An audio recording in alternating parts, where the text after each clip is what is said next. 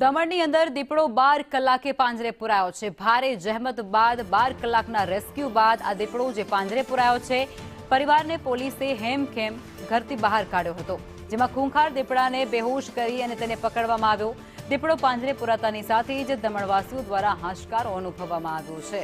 12 કલાક સુધી આ રેસ્ક્યુ ચાલ્યો હતો। દમણની અંદર રેસ્ક્યુ કરવામાં આવ્યું હતું, જે દીપડાને બેહોશ પહેલા કરવામાં આવ્યો અને ત્યારબાદ તેને પાંજરે પૂરવામાં આવ્યો છે। 12 કલાકની ભારે જહેમત બાદ આખરે દીપડો પાંજરે પુરાયો।